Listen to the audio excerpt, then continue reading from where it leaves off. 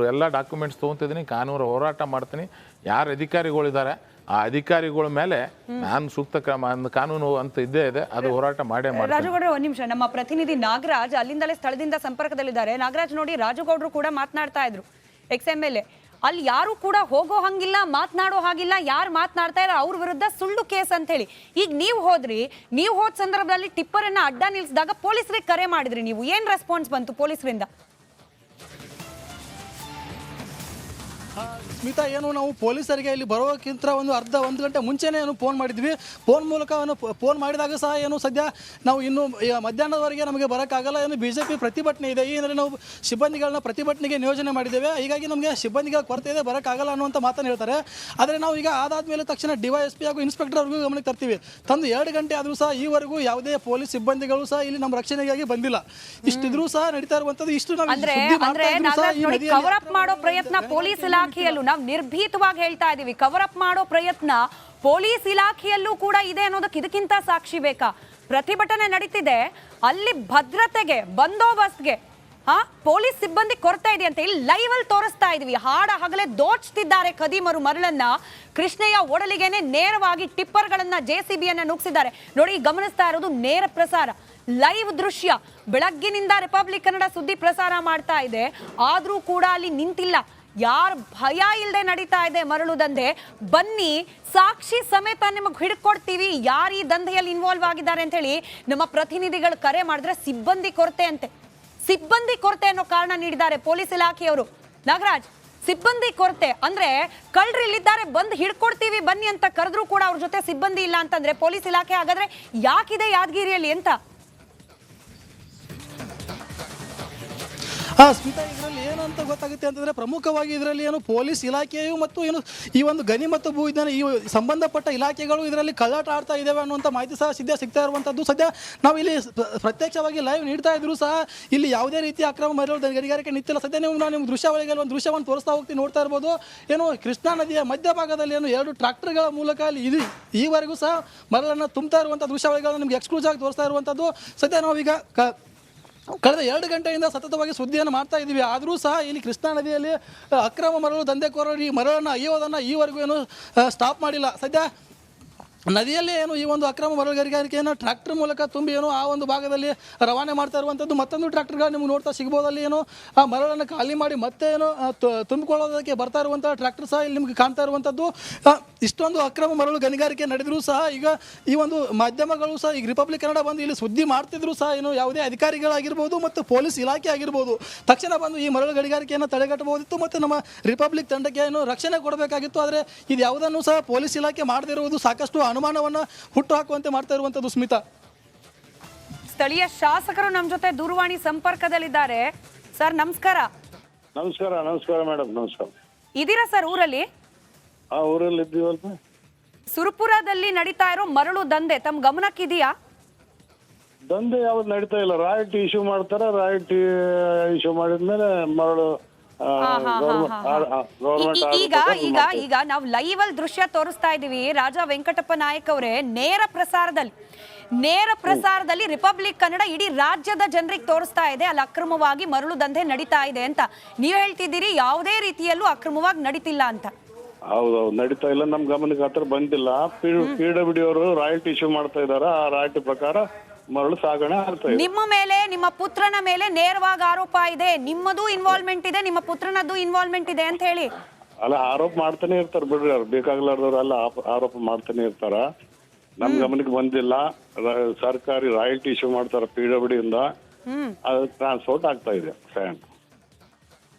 ಅಲ್ಲ ವೆಂಕಟಪ್ಪ ನಾಯಕ್ ಅವರೇ, ಪೊಲೀಸರು ಹೋಗಂಗಿಲ್ಲ ಸ್ಥಳಕ್ಕೆ, ಸಂಬಂಧಪಟ್ಟ ಇಲಾಖೆ ಅಧಿಕಾರಿಗಳು ಹೋಗಂಗಿಲ್ಲ, ಅಲ್ಲಿನ ಸ್ಥಳೀಯರು ಯಾರು ಮಾತನಾಡಿದ್ರೆ ಅವ್ರ ಮೇಲೆ ಸುಳ್ಳು ಕೇಸು.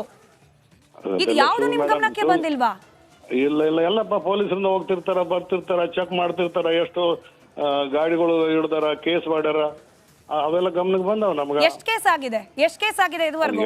ಎಷ್ಟಂತ ನಮ್ಗೆ ಲೆಕ್ಕ ಇರ್ತದ್ರಿ. ಅಂದ್ರೆ ಕೇಸ್ ಆಗಿದೆ ಅಂದ್ರೆ ಏನು? ನೀವ್ ಈಗ ಹೇಳ್ತಿದ್ದೀರಾ ಅಕ್ರಮವಾಗಿ ಏನು ದಂಧೆನೇ ನಡೀತಿಲ್ಲ ಅಂತ, ಮತ್ತೆ ಹೇಳ್ತೀರಿ ಕೇಸ್ ಆಗ್ತಿದೆ ಅಂತ. ಯಾವ್ದು ನಂಬೇಕು ಜನ? ಅಲ್ರಿ, ಯಾರನ್ನ ಅಕ್ರಮವಾಗಿ ಮಾಡ್ತಾ ಇದ್ರ ಮತ್ತೆ ಕೇಸ್ ಆಗ್ತಿರ್ತಾವಲ್ಲ. 2-3 ದಿವಸದಿಂದ ಒಂದು ಯಾವ್ದು ನನ್ ಗಮನಕ್ಕೆ ಬಂತು, ಒಂದು ಕೇಸ್ ಆಗ್ಯದಂತ. ಮೈನ್ಸ್ದವ್ರು ಯಾರೋ ಬಂದು ಕೇಸ್ ಮಾಡ್ಯಾರ. ಈಗ ನೀವೇ ಹೇಳಿದ್ದಲ್ವಾ ಸರ್? ಈಗ ನೀವೇ ಹೇಳಿದ್ದಲ್ವಾ ನನ್ ಗಮನಕ್ಕೆ ಬಂದಿಲ್ಲ, ಯಾವ್ದು ಅಕ್ರಮವಾಗಿ ನಡೀತಾನೆ ಇಲ್ಲ ಅಂತ. ನಡೀತಾ ಇಲ್ಲ ಮೇಡಮ್, ಯಾವ್ದಾದ್ರು ನಡೆದ್ರೆ ಕೇಸ್ ಮಾಡ್ತಾರಲ್ಲ, ಪೊಲೀಸರು ಮಾಡ್ತಾನೆ ಇರ್ತಾರಲ್ಲ. ಹೆಮನೂರು ಗ್ರಾಮ ಅಂತ ಒಂದು ಗ್ರಾಮ ಇದೆ, ಯಾವತ್ತಾದ್ರೂ ಹೋಗಿದ್ದೀರಾ ನೀವು ಅಲ್ಲಿಗೆ? ಹೋಗ್ತಾನೆ ಇರ್ತೀವಿ ಅಲ್ಲಿ. ಅಲ್ಲಿ ರಾಯಲ್ಟಿ ಪಡ್ಕೊಂಡು ಮರಳು ದಂಧೆ ನಡೆಸ್ತಿದ್ದಾರಾ? ಅದೇನ್ ನನ್ಗೆ ಗೊತ್ತಿಲ್ಲ. ಹಾ ಹಾ ಹಾ, ನಿಮಗ್ ಗೊತ್ತಿಲ್ಲ? ನನ್ಗೆ ಗೊತ್ತಿಲ್ಲ. ಸುರಪುರದ ಶಾಸಕರು ತಾವು, ತಮಗ್ ಗೊತ್ತಿಲ್ಲ. ಹಾ ಹಾ. ನಾವ್ ನಿಮ್ ಗಮನಕ್ಕೆ ತರ್ತಿದೀವಿ. ಇವಾಗ ಸುದ್ದಿ ಮಾಡಕ್ ಹೋಗಿದ್ದ ರಿಪಬ್ಲಿಕ್ ತಂಡದ ಮೇಲೆ ಅಟ್ಯಾಕ್ ಮಾಡ್ಲಿಕ್ಕೆ ಬಂದಿದ್ರು, ಪೊಲೀಸರು ಕರೆದ್ರೆ ಪೊಲೀಸರು ಬರ್ತಿಲ್ಲ. ಹಂಗಾದ್ರೆ ಯಾರನ್ನ ಸಂಪರ್ಕ ಮಾಡ್ಬೇಕು ನಿಮ್ ಪ್ರಕಾರ? ನಾನೇ ಕಳಿಸ್ತೀನಿ, ಪೊಲೀಸರಿಗೂ ಕಳಿಸ್ತೀನಿ ಅಂತ, ಸರ್ಕಲ್ ಇಲ್ಲ DSP ಕಳಿಸ್ಕೊಡ್ತೀನಿ. ಈಗ ನಮ್ ಜೊತೆಲಿ ಮಾಜಿ ಶಾಸಕರಿದ್ದಾರೆ, ರಾಜುಗೌಡ್ರು. ನೇರವಾಗಿ ಆರೋಪ ಬರ್ತಾ ಇದೆ ನಿಮ್ಮ ಮೇಲೆ ಕೂಡ, ನಿಮ್ ಪುತ್ರನ ಇನ್ವಾಲ್ವ್ಮೆಂಟ್ ಇದೆ ಕೂಡ ಅಂತ ಹೇಳ್ತಿದ್ದಾರೆ. ಏನ್ ರಾಜುಗೌಡ್ರು? ಅವ್ರ ಕೆಲ್ಸನೇ ಅದಾದಲ್ರಿ, ಮಾಜಿ ಶಾಸಕರ ಕೆಲ್ಸನೇ ಅದಾದ. ನಮ್ಮ ಮೇಲೆ ಯಾವ್ದಾದ್ರು ಅಲ್ಲ, ನೀವ್ ಶಾಸಕರ ನೀವೇನ್ ಮಾಡಿದಿರಿ ಅಂತ ಪ್ರಶ್ನೆ ಕೇಳ್ಬೋದಲ್ಲ ನಾವು ಉಲ್ಟಾ? ಏನ್ ಕೇಳ್ಬೋದಲ್ವಾ, ಏನ್ ಮಾಡಿದ್ರಿ ತಡಿಯಕ್ಕೆ ಅಂತ? ಕಂಟ್ರೋಲ್ ಮಾಡ್ತಾ ಇದೀವಲ್ಲ. ಆರೋಪ ಮಾಡ್ತಿದೀವಿ ಅಂತಂದ್ರೆ ಅವರು ಮನಿ ದೇವರು ವೇಣುಗೋಪಾಲ ಸ್ವಾಮಿ ದೇವರು, ಅವರು ತೋದ್ ಬಟ್ಟೆ ಮೇಲೆ ಅವ್ರ ಮಕ್ಕಳು ಯಾರು ಇನ್ವಾಲ್ವ್ಮೆಂಟ್ ಇಲ್ಲ ಅಂತ ಅವರು ಒಕ್ಕಳು, ನಾನು ಆದಂತ ನಾನು ಆ ದೇವಸ್ಥಾನಕ್ಕೆ ಹೋಗ್ತೀನಿ. ಏನ್ ಸರ್ ರೆಡಿನಾ? ಕೇಳ್ರಿ. ಕೇಳಿಸ್ತಿದ್ಯಾ ರಾಜುಗೌಡ್ರು ಮಾತಾಡ್ತಿರೋದು? ಅವ್ರು ಮಾಡ್ಲಿಕ್ಕೆ ನಾನು ಮಾಡ್ತೀನಿ ಅಂತ ಹೇಳ್ರಿ. ಬರ್ರಿ ಆಯ್ತು. ನಿಮ್ಮ ಈಗ ಒಂದ್ ಕೆಲಸ ಮಾಡಿ ವೆಂಕಟಪ್ಪ ನಾಯ್ಕ ಅವರೇ, ನಾನು ಹೇಳದ್ನಲ್ಲ, ಎಷ್ಟು ದೂರ ನಿಮ್ಗೆ ಸುರಪುರ? ನೀವು ಆ ಜಾಗಕ್ಕೆ ಹೋಗೋಕೆ ಎಷ್ಟು ದೂರ, ಎಷ್ಟು ಹೊತ್ತಾಗತ್ತೆ? ಎಲ್ಲಿ 10 minutes ಆಗಲ್ರಿ. ಹೇಮನೂರ್ಗೆ ಹೋಗೋಕೆ ಎಷ್ಟು ನಿಮಿಷ ಆಗುತ್ತೆ ನಿಮ್ಗೆ ಅಂತ? ಒಂದು 15 ನಿಮಿಷ. 15 ನಿಮಿಷ. ದಯಮಾಡಿ ನಿಮ್ಮ ಕ್ಷೇತ್ರದ ಜನರ ಬದುಕಿಗೋಸ್ಕರ ನಿಮ್ಮ ಅಮೂಲ್ಯವಾದ ಕ್ಷಣದಲ್ಲಿ 10 ನಿಮಿಷ ಎತ್ತಿಟ್ಬಿಟ್ಟು ಈಗ ಹೋಗಿ. ಈಗಲೂ ಕೂಡ ಸ್ಪಾಟ್ ಅಲ್ಲಿ ಇದ್ದಾರೆ ನಮ್ಮ ಪ್ರತಿನಿಧಿಗಳು, ಯಾವ ರೀತಿ ತುಂಬಿಕೊಂಡು ಹೋಗ್ತಿದ್ದಾರೆ ಟ್ರ್ಯಾಕ್ಟರ್ ಅಲ್ಲಿ, ನಿಮ್ ಕಣ್ಣು ಮುಂದೆ ತೋರಿಸ್ತಾರೆ. ಆಗ್ಲಾದ್ರೂ ಒಪ್ಕೊಳ್ತೀರಾ? ನಾನು ಹೋಗಿ ನೋಡಿದ್ಮೇಲೆ ಹೇಳ್ತೀನಿ ನಿಮ್ಗೆ. ಹೋಗ್ತೀರಾ ಇವಾಗ? ಹೋಗ್ತೀನಿ ಮೇಡಮ್. ಈಗ ಹೋಗ್ತೀನಿ. ಎಷ್ಟೊತ್ತಿಗೆ ಹೋಗ್ತೀರಾ? ಈಗ ಜಾಸ್ತಿ ಬಿಡ್ತೀನಿ. ಈಗ ನೋಡಿ ಸರ್, 11:50, 2 ನಿಮಿಷ ಹೆಚ್ಚಿಗೆ ಮಾಡೇ ಹೇಳ್ತಿದ್ದೀನಿ. 11:50 ಎಷ್ಟೊತ್ತಿಗೆ ಎಕ್ಸ್ಪೆಕ್ಟ್ ಮಾಡಬಹುದು? ಸ್ಥಳೀಯ ಜವಾಬ್ದಾರಿಯುತ ಶಾಸಕರು ಸ್ಥಳಕ್ಕೆ ಹೋಗೋಕೆ ಎಷ್ಟೊತ್ತಿಗೆ ಆಗ್ಬೋದು? 15 ನಿಮಿಷ ಆಯ್ತು. 15 ನಿಮಿಷ. ರಿಪಬ್ಲಿಕ್ ಕನ್ನಡದ ಮುಂದೆ ಮಾತು ಕೊಡ್ತಿದ್ದೀರಿ ಸರ್, ನಾವು ಬಿಡೋದಿಲ್ಲ ಈ ಸುದ್ದಿಯನ್ನು. ನೀವು ಅಲ್ಲಿ ಹೋಗಿ ಅಲ್ಲಿ ಏನಾಗ್ತಿದೆ ಅನ್ನೋದನ್ನು ಗಮನಿಸೋವರೆಗೂ. ಒಳ್ಳೇದು ಮೇಡಮ್. ಆಯ್ತು 15 ನಿಮಿಷ. ಮತ್ತೆ ವಾಪಸ್ ಕರೆ ಮಾಡ್ತೀವಿ. ಧನ್ಯವಾದ ಎಷ್ಟೊತ್ತು ಮಾತನಾಡಿದ್ದಕ್ಕೆ. ಪಾಪ ಅವ್ರಿಗೆ ಗೊತ್ತೇ ಇಲ್ವಂತೆ ನೀವು ಮಾಡ್ತಿರೋದು ಸುಳ್ಳು ಆರೋಪ ಅಂತೆ. ಮೇಡಮ್, ನಾನು ಅದೇ ಹೇಳ್ತೀನಲ್ರಿ, ನಾನೇನಾದ್ರು ಸುಳ್ಳು ಆರೋಪ ಮಾಡ್ತೇನೆ, ನಿಮ್ಮ ಎದುರಿಗೆ ಸಾಕ್ಷಿದೆ. ನಾನೇನು ಇಲ್ಲಿ ಕುಂತ ಆರೋಪ ಮಾಡ್ತಿಲ್ಲ, ಲೈವಲ್ಲಿ ತಮಗಿದೆ. ಮತ್ತು ಇನ್ನೊಂತಂದ್ರೆ ಬೇಕಾದ್ರೆ ತಾವು ತೆಗೆದು ತೋಡ್ರಿ, ಲೀಗಲ್ ಆಗಿ ಇತ್ತಂದ್ರೂ ನಿಮ್ಗೆ ಯಾರಿಗೂ ಲಾರಿಗಳಾಗಲಿ, ಟ್ರ್ಯಾಕ್ಟರ್ಗಳಾಗಲಿ, JCBಗಳಾಗಲಿ ಇದು ನದಿಯಲ್ಲಿ ಇಳಿಸ್ಬಾರ್ದಂತಿದೆ. ನಿಮ್ಗೆ ಅಲ್ಲಿ ಟ್ರ್ಯಾಕ್ಟರ್ಗಳಿಂದ ತುಂಬ್ತಿದ್ದಾರೆ. ಲೀಗಲ್ ಆಗಿ 2 ಪಾಯಿಂಟ್ ಇದಾವೆ. ಲೀಗಲ್ ಆಗಿಲ್ಲ, ಲೀಗಲ್ ಇಲ್ಲ. ನನ್ನ ಪ್ರಕಾರ ಸೂಗೂರಲ್ಲಿ ಒಂದಿದೆ, ಹೆಮ್ಮಡಿಗೆಯಲ್ಲಿ ಒಂದಿರ್ಬೋದು. ಅದು ಬಿಟ್ರೆ ಬೇರೆ ಯಾವುದರಲ್ಲಿ ಲೀಗಲ್ ಇಲ್ಲ. ಮತ್ತು ಇವರು PWD ಅಂತ ಹೇಳ್ತಿದ್ದಾರೆ ಮೇಡಮ್. ಅದನ್ನು ಒಂದು ದೊಡ್ಡ ಇದಿದೆ. PWD ಅಂತಂದ್ರೆ ಇಲ್ಲಿ ಏನು ಮಾಡ್ತಾರೆ, ಬೇಕಂತೇಳಿ ತಹಸೀಲ್ದಾರ್ ಹೋಗಿ ಈಗ ಸೀಜ್ ಮಾಡ್ತಾರೆ. ಸೀಜ್ ಮಾಡಿ ಅವರೇ PWD ಇಂದ ಇವರಿಗೆ ರಾಯಲ್ಟಿ ಕೊಡ್ತಾರೆ. ಒಂದು ರಾಯಲ್ಟಿ ಮೇಲೆ 7-8 ಹೊಡಿತಾರೆ ಇವರು. ಆ್ಯಕ್ಚುಲಿ ಮೈನಿಂಗ್ ಅವರಿಗೆ ಇವರು ಹಟ್ಟಿ ಚಿನ್ನದ ಗಣಿಯವರಿಗೆ ಕೊಟ್ಟಿದೆ ಸರ್ಕಾರ, ಅಲ್ಲಿಂದನೇ ಉಸುಗ್ ಹೋಗ್ಬೇಕಂತಿದೆ.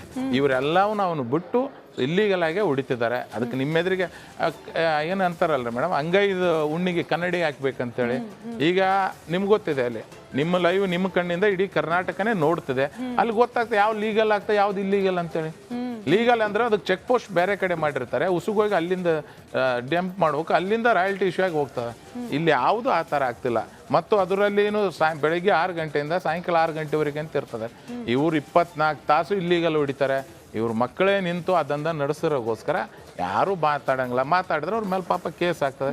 ಈಗ ಒಬ್ರು ಶಾಸಕರಾದವರು ಹೇಳ್ತಾರೆ ನನಗೆ ಗೊತ್ತಿಲ್ಲ ಅಂತ. ಹೆಂಗ್ ಗೊತ್ತಿರಕ್ಕೆ ಸಾಧ್ಯ? ಅವರೇ ಅಲ್ಲ, ಅವ್ರು ಇರೋ ಜಾಗದಿಂದ 10 ನಿಮಿಷ ಅಂತೆ ಹೇಮನೂರು. 10 ನಿಮಿಷ ದೂರದಲ್ಲಿ ಏನಾಗ್ತಿದೆ ಅಂತ ಗೊತ್ತಿಲ್ಲ ಅಂತಂದ್ರೆ ಅವ್ರಿಗೆ ಓಟ್ ಹಾಕಿ ಗೆಲ್ಸದ ಮತದಾರರು ಗಮನಿಸಿ ನಿಮ್ಮ ಶಾಸಕರಿಗೆ ನಿಮ್ಮ ಊರಿನಲ್ಲಿ ನಡೀತಾ ಇರುವ ವಿಚಾರಗಳ ಬಗ್ಗೆ ಎಷ್ಟು ಗಮನಕ್ಕಿದೆ ಅಂತ ಹೇಳಿ ಹೆಚ್ಚಿಗೆ ನಾವು ಹೇಳೋ ಅವಶ್ಯಕತೆ ಇಲ್ಲ. ಮತದಾರರು ಪ್ರಜ್ಞಾವಂತರಿದ್ದಾರೆ, ಅವ್ರು ಗಮನಿಸ್ತಾರೆ ಅಂತ. ನನಗೆ ಆಶ್ಚರ್ಯ ಅನ್ಸಿದ್ದಂದ್ರೆ ಪೊಲೀಸರಿಗೆ ಪ್ರೊಟೆಸ್ಟ್ ನಡೀತಾ ಇದೆ, ಅಲ್ಲಿ ಹೋಗಿ ಭದ್ರತೆ ನೀಡ್ಲಿಕ್ಕೆ ಸಿಬ್ಬಂದಿ ಇಲ್ವಂತೆ. ಇಲ್ಲಿ ಕಳ್ಳರಿದ್ದಾರೆ ಸರ್, ಕಳ್ತನ ನಡೀತಿದೆ, ಬನ್ನಿ ಹಿಡ್ಕೊಡ್ತೀವಿ ಅಂದ್ರೆ ಹೋಗೋಕ್ ಟೈಮ್ ಇಲ್ಲ. ಆ ಕಳ್ಳರು ಓನರೇ ಆ ಡಿಪಾರ್ಟ್ಮೆಂಟ್ ಅವರು. ನಿಮ್ಗೆ ಹೆಂಗ್ ಹೋಗ್ತಾರೆ ಅವರು? ಹೋದ್ರೆ ಅವ್ರ ಉಪ್ಪು ಜೀವನ ಬಂದ್ ಆಗ್ತದೆ, ಅವ್ರು ಮಂತ್ಲಿ ಸಿಗೋದು ಬಂದ್ ಆಗ್ತದೆ. ನೀವು ರಾಯಲ್ಟಿ ಮೇಲೆ ಓಡಿಸರಿ, ಇವ್ರು ಯಾರು ಪೊಲೀಸರು ಅಲ್ಲಿ ಕೆಲಸನೇ ಮಾಡಂಗಿಲ್ಲ. ಹೈ ಸ್ಟೇಕ್ ಕೊಟ್ಟು ಇವರೆಲ್ಲ ಅಲ್ಲಿ ಬಂದಿರ್ತಾರೆ. ಇವರೆಲ್ಲರೂ ಬಂದು ಇವತ್ತು ಏನು ಮಾಡಿದ್ರೆ ಒಂದು ದಂದಾಗ ಇಳಿದಿದ್ದಾರೆ ಇವತ್ತು. ಹಂಗಾಗಿ ಇವರು ಯಾರು ಹೋಗಂಗಿಲ್ಲ. ಹೋದ್ರು ಸುಮ್ಮನೆ ನಿಮ್ಗೆ ನಾಮಕವಾಸ್ಯ ಹೋಗ್ತಾರೆ.